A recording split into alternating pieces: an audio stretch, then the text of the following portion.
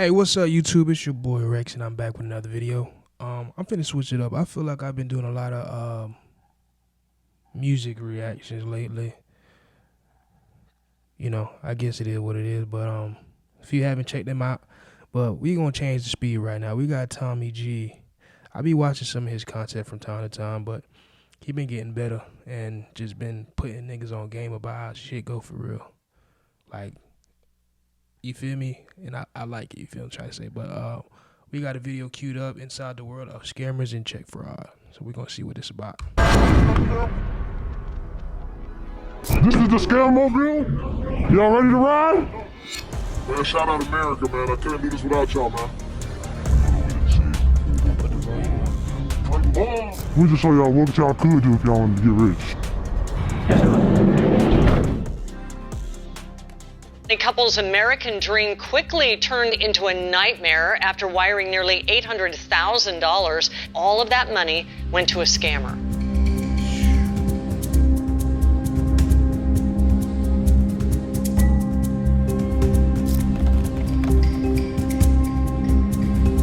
How many times a week would you say you punch a meal? 7 times a week, every day. Oh my God. Is that your fork or what is that for chicken? Whoa!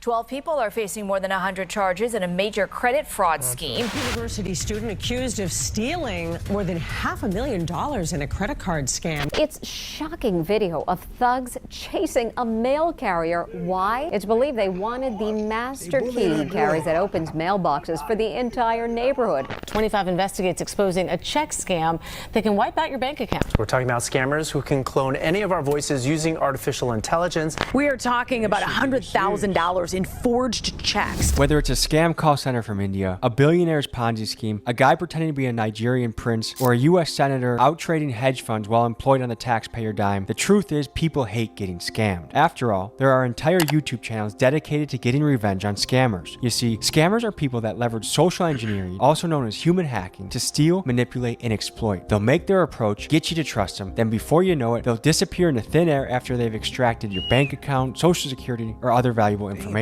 Today, we dive into the world of fraud and scamming, and we uncover how some of the scams are happening right now. We'll cover the biggest scam that's ever occurred in U.S. history, and we'll talk to the scammers to see how they think and what motivates them. And by the end of this, we'll provide you with tips on how you can avoid getting scammed yourself. This is the world of scammers. Let's dive in.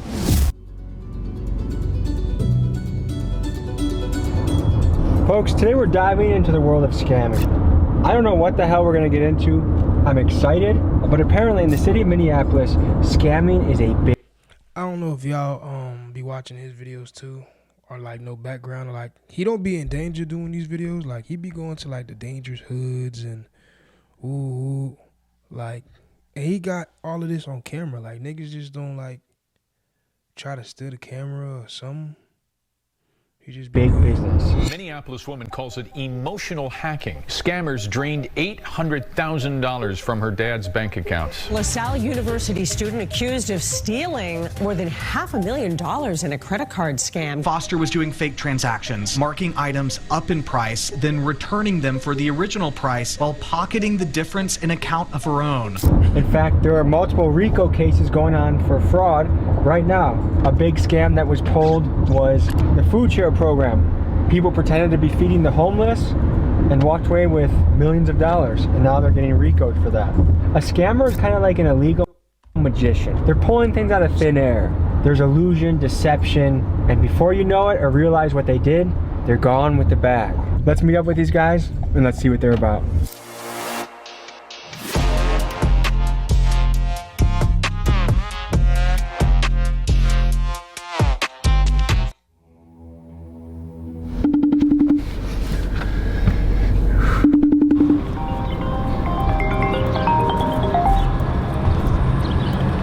Yo, my boy. Is that you? Yeah, this me right here. I'm in that rental car, that white car. Alright, bet I'm finna walk over there. Okay, okay, door's unlocked.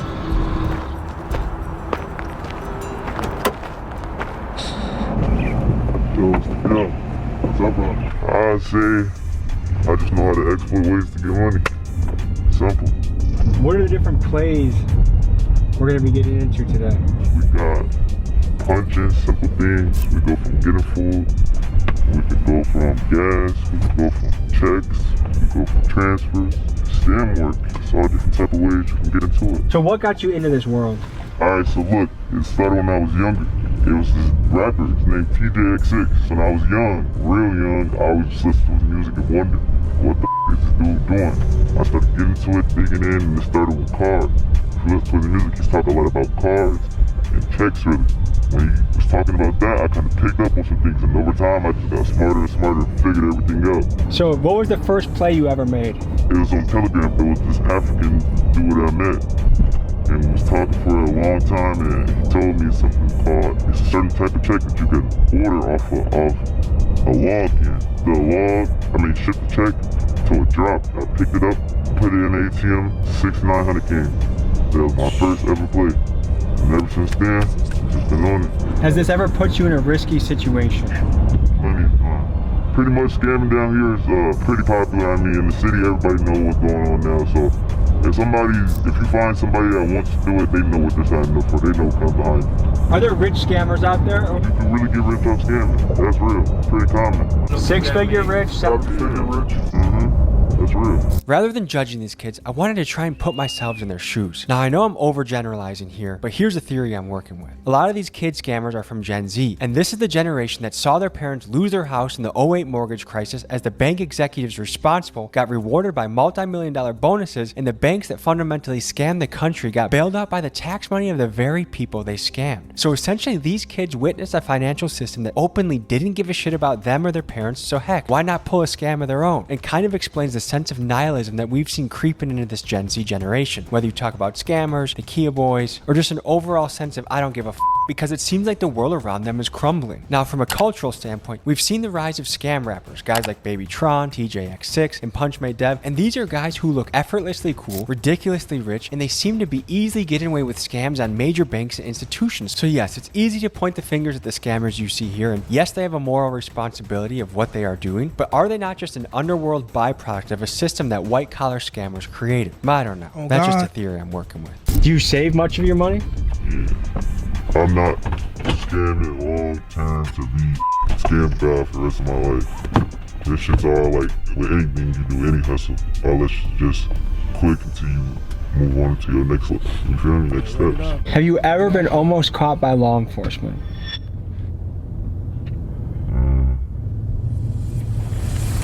I'm gonna take the yes. No. Pause, Let me think yes. Think about it, but nah, never. How much does an IP address come to play with what you do? It gets deep. That's like your address. I don't know. Like, you feel me? That's like your internet address. So. For most of the things you do you have to obscure your IP address? Yeah. Is that difficult to do? Nah, average person could do it, I'd say. So it doesn't affect a human at all, you think? Everybody has committed a scam before in some way. Some people do different types of scams. Some people do insurance. Some people do home scams. You know, it's all different types of scams. I look at it as I'm not taking money from a human. You know what I mean? And I don't think I'm a bad guy for it. You feel me? Let me see. We just got a package. How much money are we talking right there? 17K, baby. What you're about to see is called punching chicken. Now, punching is lingo in the scam world that refers to the practice of using the dark web to get somebody else's credit card information and doing an online order to punch the item. You can punch chicken, pizza, presumably anything you can buy online. Here's how it went down. Fuck it, teach me how to do that. I'm talking about you got a whole way to get food for, like a whole glitch to get food for free for the rest of your life. Man, shit getting expensive nowadays. I don't give a fuck how much money I got. Teach me how to do it. I'm gonna punch some chicken. For damn sure. This is the website that I will buy the cards from to do the punching. Ready to buy. Wait, was he vaping through a mask? It went down.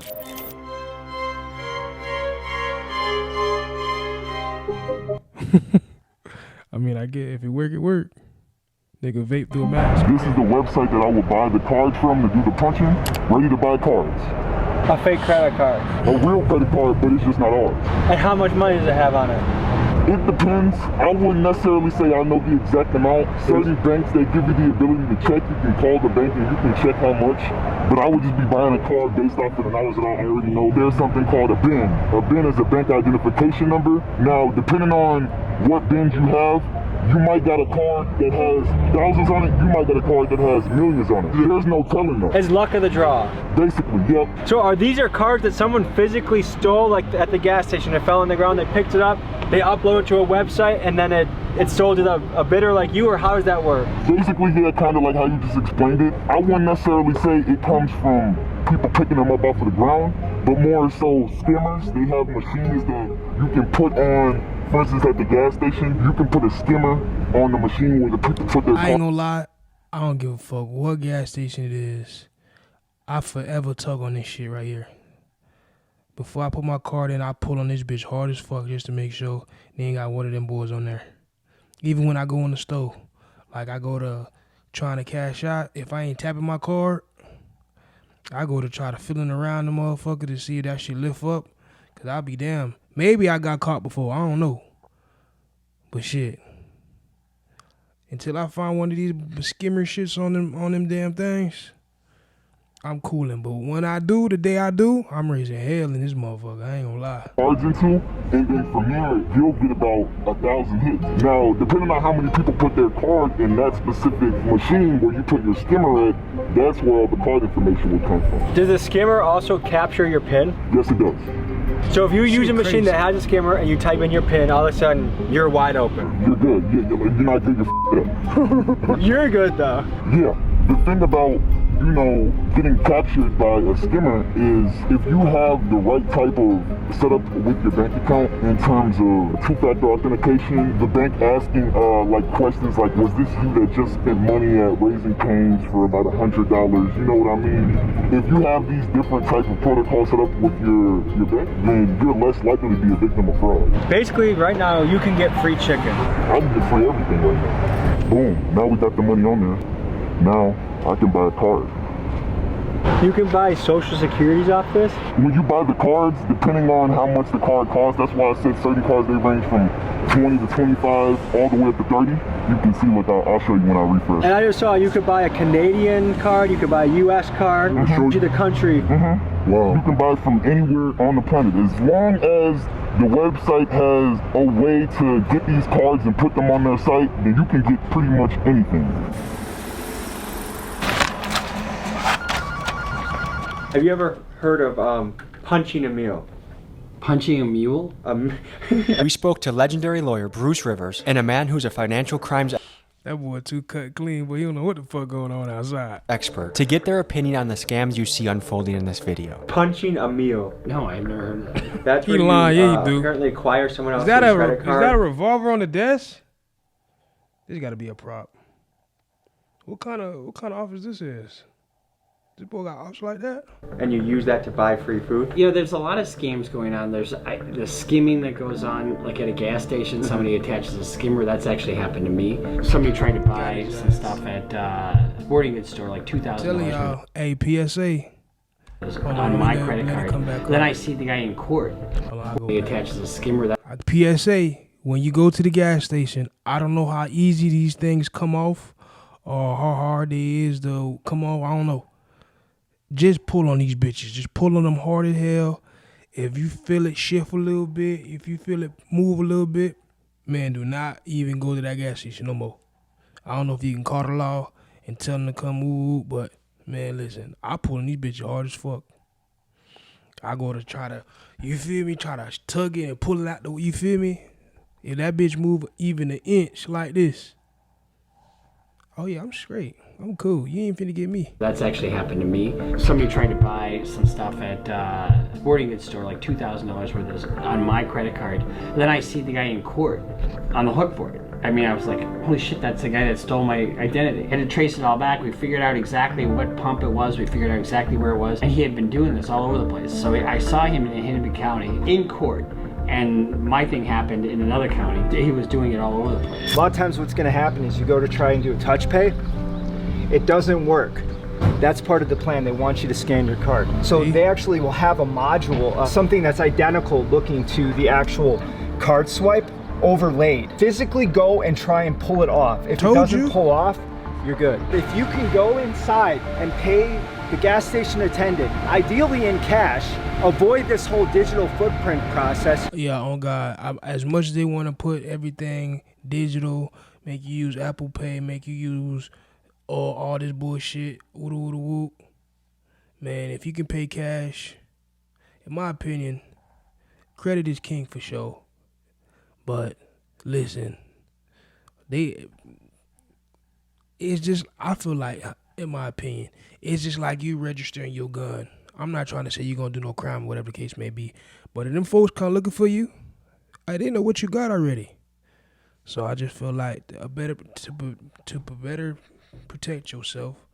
I feel like I can't talk right now. To better protect yourself, man, at least use a little bit of cash. At least, you feel me? Not 100%, because not everywhere you go, you feel me, you going to have, you know, you can use your credit card, you can use your card or whatever case may be. You're going to have to carry cash a little bit on you. Not too much. Don't be crazy and carry a couple bands on you.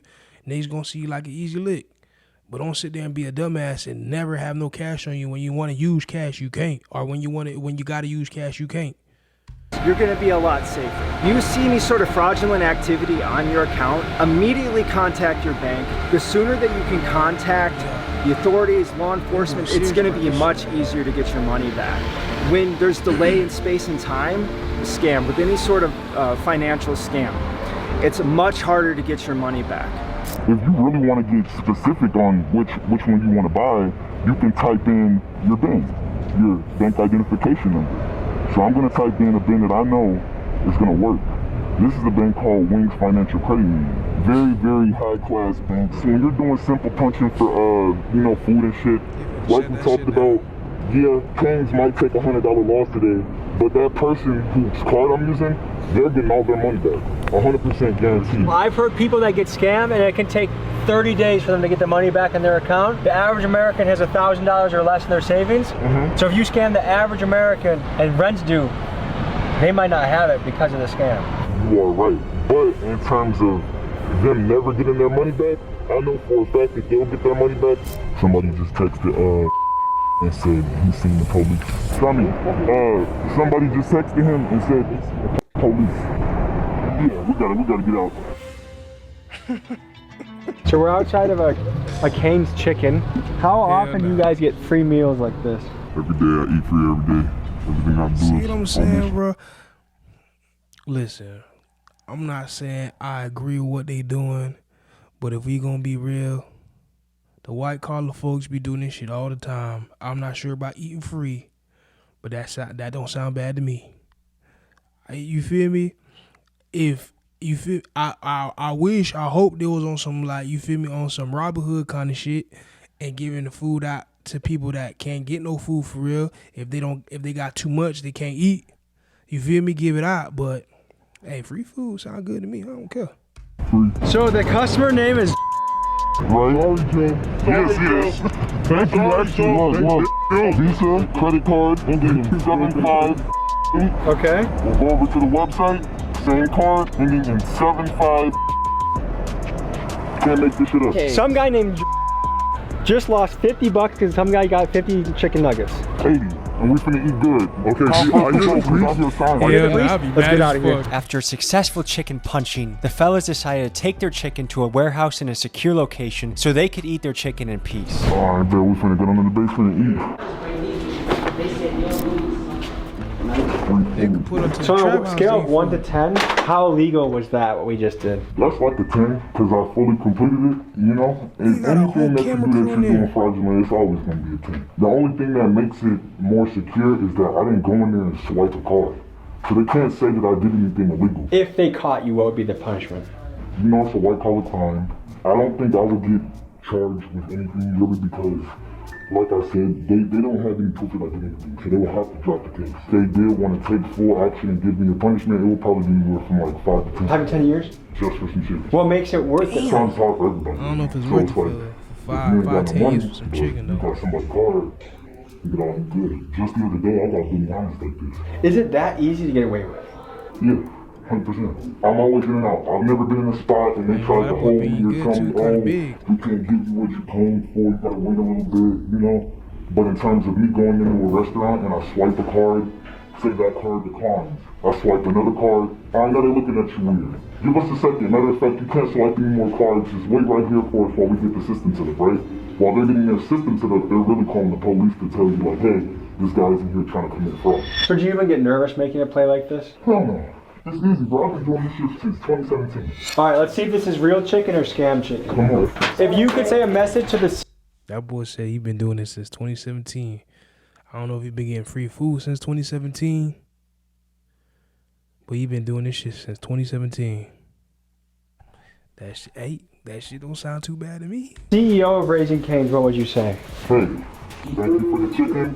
You fed a lot of hungry people tonight. I guess big dogs gotta eat. Is that necessary for... Is that your fork or what is that for chicken? Whoa!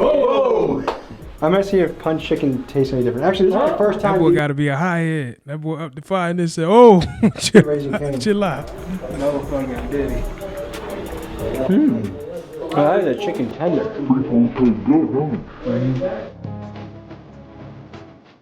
Ooh, and we got the tan too, people.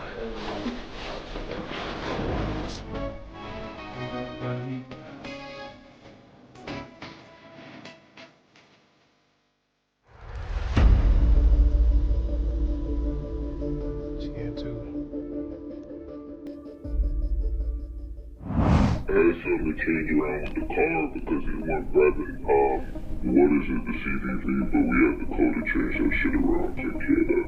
Alright, boss, the page ready to go? Yeah, we finna, once this nigga wake up, motherfuckers probably gonna get this sent out gone today or tomorrow. I'm gonna give his ass a call, wake his ass up. So, the guy that's sleeping, what role does he play? The guy that's gonna wake up? So, the guy that's sleeping plays a very important role. He's the one that do send-outs. Basically, I can't get into too much detail, but he does send-outs for banks, and we're able to access logs that way. The best way I can describe it is a message coming to your phone. Okay. How hard is it to get your hands on this type of paper? Easy. You can get it. Anybody can get paper like that. What does it take for this to be legit? Like, is this a tough part of the puzzle, or is this pretty easy part of the puzzle? One of the easiest parts anybody has access to it. How many hours a week do you think you work doing this? I still have fun. I still carry on life. It's probably gonna take hours out of the week. I'll probably save maybe like 10, 15 hours altogether. Most of the shit is fast. What makes someone good at this? Connection. The more connections you have, the person has something for everything in every field, because there's not just one type of scam to be rich. Connections make you good at this. I thought the thing is you kind of don't want nobody to kind of know that you're doing this. I mean, I guess if you're on the black web, then I guess your identity is protected. But I thought does this profession make you nervous? No. Is it risky? Yeah, for sure. Can't be nervous though. What's your philosophy on life? The word is mine. Have fun when you're young. Is it hard to keep this on the hush? If you're busting big plays, is it hard not to flex it or to talk about it? Definitely. I'd say that's one of the things. Now I'm getting to the point where I've been doing it for a minute. I don't care anymore. You know, I'm doing so like I won't even post. What's your specialty? Have different specialties. You always level up, so I can't say I have like one good specialty, but I can do anything that I want. That's another thing. I think my good specialty is I can figure out whatever I want to learn. Anything. Were you good at school? Yeah, I was good at school. Did you like school? Yeah, school was fun. What do you call yourself? Baby J. What's your specialty? I'm good at talking, really. He's good at talking. You feel me? Everybody play different roles. So this is one of my guys right here. He might come to you, ask you a couple questions, or you'll get out. But basically, this right here is a check that I cooked up. This is like a real check that I made a copy of, basically. So let me try to show you. This would look like original, and this would look like now. Exact same thing, exact thing. And this right here, the way that I'm doing it, a lot of people don't know how to do it this way. Check fraud. Printing out fake checks, cashing them at a bank. normally happens isn't that the person who's doing the fraud is the one cashing it in. Usually they get some unsuspecting person, oh, I can make you a lot of money, and so they write the check to that person. So there's a middle guy in between, and it's usually the person that's unsuspecting, not thinking that it's a fraudulent check, and all of a sudden they go to the bank and they try to get the cash. And sometimes it works, sometimes it doesn't. It's usually the unsuspecting person, not the person who's behind the scheme. A check fraud is a complicated situation because one of the biggest ways that you can protect yourself is go to the actual post office itself and mail the check. And I would prefer that you don't even mail checks. I really don't think you should be at this point. It has all your information on it. The more space and more distance you have in terms of the transit that needs to occur with that check, the more risk you're gonna have. What is the penalty for printing fake checks? It depends upon the loss amount, typically. If it's, and usually it's a felony because it's forgery and theft by swindle. And so if it's under $2,500, it's probation.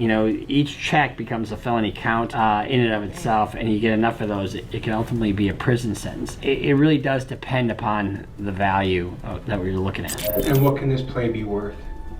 This one right here was $5,400. That's a lot of money. A piece of paper. This is just making up a check? Yeah, it's just me making one. So you can make any amount you wanted? Yeah, any amount you want. Is it gonna come out of here? Yeah, I would imagine. The bigger you go, the more potential. Yeah, once you touch that 10K mark, any scam over 10,000 is where it's serious. It's when it gets serious for real. Check forgery isn't so high of a crime. How much does this printer cost? Roughly about like $500. It's crazy that a $500 printer can turn into thousands and thousands of dollars. They say money doesn't grow on trees, but you guys are kind of making it look like it does. Someone got the original or a copy of a real check, sold it to you online, and you're printing out that version? Either that or somebody in mailboxes. Yeah, so it's two kind of ways to get a check. You can break a mailbox, or there's keys. You could look it up. You can probably find clips of people robbing mailmans to get keys. In regard to mail carriers, there's been a lot of violence towards them. There's been a lot of robbing of mail carriers and taking the keys that they use in order to open up mailboxes. And there's been all this money put towards these digital defense mechanisms and these electronic keys to use, but that still doesn't necessarily protect the mail carrier themselves. But this applies to everyone. In terms of protecting yourself generally, it's all about not having patterns.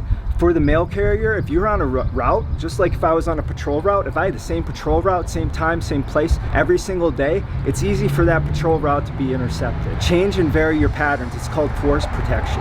What about when someone hits a mail truck, steals the mail keys, and steals checks that way? Bye-bye. In other words, that's usually done on an inside job basis, because who's going to steal a mail truck and know that there are going to be checks on that truck? Probably not too many. Which is the most risky part of this puzzle? I say out of all of them, the risky part, 9 times out of 10, you guess the most riskiest part and who has the most important role in this particular style is the person who's getting the checks. So when you scamming, it's not always like somebody's always we're always the villains. Like, we also helping people because we split the money that we never just running off. We split it 50-50 with them. Just now, right now, look what happened to her. Someone just said, I swear I got evicted, I gotta get back on my feet, and you said, I got you, cuz. Send me ID. Someone's sending you their bank right now, this is right now, look at the time. This is today, look, this is today. Some people actually need help, so it's like sometimes. I know people to this day that bring me other people's accounts. You see how real this looks? If you're a big teller, who put that up to the sky, you'll see like, you see me? Like this is a real one. This is a real check. Someone can cash this and then get paid for it right now. Actually, they are. Y'all finna see it today. Hitting the ATM, scan number 3. We can only fit so much into a YouTube video. All this will be available at Patreon only.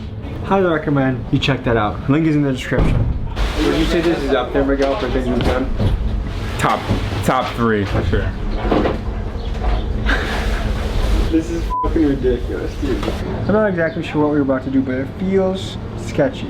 The first scamming video I put out, people are wondering, is this guy for real? Is he scamming us and believing that it's real? But like the casualness of which we're doing some of these things is like... This game you're not ready. Nah, you don't know what it takes. Oh shit, what the fuck going on, man? We cracking the couch, not safe. We are cracking the couch, not safe. It is less dangerous. Do not get killed trying to crack a safe. We crack a couch. Please don't. Please do not. So does Minneapolis feel lawless right now? Certain parts is lawless. I'm not gonna lie, this whole city is known for scamming, that's all. That's like the biggest thing, like even from the politicians to our parents to other people's parents. How do the politicians scam? They're in on a lot of shit, they get paid bribery and shit, they're into like the non-profit frauds and shit. Politicians here, they're dirty too. They play dirty games. Even the police even play dirty games. He's not going to mention some of the biggest scams going on. Here's a look at something that's actively happening in the city right now. Here it is. One of the largest scams in United States history happened right here in Minneapolis. During the pandemic, the Minnesota Department of Education was tasked with overseeing the handout of meals to kids, the needy, and the homeless during the COVID era, and they delegated local supervision to nonprofits like Feeding Our Future. What happened next was a tsunami of swindling. These nonprofits fraudulently claimed to be feeding thousands of kids a day within just weeks of being formed. Not only were literal tons of food wasted, but the fraud ended up costing the US taxpayer about $250 million. As of now, there are dozens of people being indicted and brought to trial, and to this day this stands as one of the biggest scams in US history. On the dirty streets of Minneapolis, mama doing dope, daddy got no hope. He's a scam, y'all. It's a system scam that's out of both our parents. CIA bought dope to the motherfuckers. See? My daddy, they got him out the way. Ain't trying to pay no child support. It's cool though, bro. Cause you know we gonna do, we gonna grind, nigga. This that shit that we love, nigga. We love making that money, y'all. Yeah, we gonna do whatever it takes to make that money, y'all. This shit get wicked out here, for real. Yeah, I'm not a bad guy. I'm not gonna say this like I'm the biggest, baddest guy to do this to people and shit. Nah, bro. I just do this to get by people to get to hear me. What percentage of scammers would you say are balling, and what percent of them would you say are actually kind of broke? Yeah, how gold this camera is like. There's always the one main person, then there's the middleman, then there's the middle's middle. You know, like, it's like a tree. One person passes a card to one person, that person gets passed down to the main person. The main person is the one who splits the money to everybody and decides how much everybody else is going to do. And so all scammers are not rich. That's another thing. Like, you can be a scammer and not have a way. Feel me? Like, in scam world, there's always a new scam. That's another thing. And it's about who figures out the scam first. You can't really say it's too many runners. Like, it's like, you always tell, like, when you a scammer, you know who a runner and who's boss trying to find new moves. But don't get it confused, though. I just seen runners turn into bosses. You feel me? Like, it's a lot of runners that became the man, that man, you feel me? So, big thing in the scam world, getting slimed out too. What is that? Slimed out is like, say Mexican, brother just did a move, and you like, I'm not paying you, or who you brought. It's over with, I'm taking the whole bag.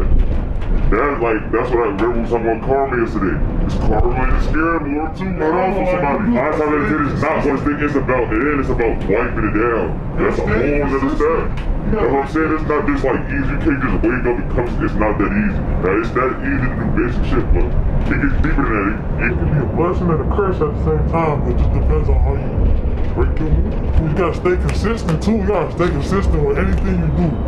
Alright, you're filming. Stay consistent with anything you do. Alright, you're filming. I'm gonna show y'all some box action.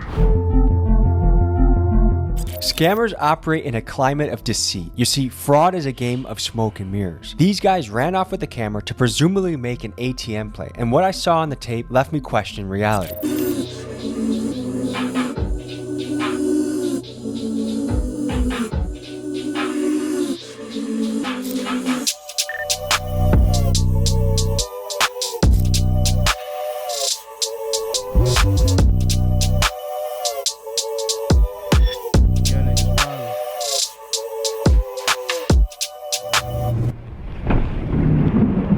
That's some great footage.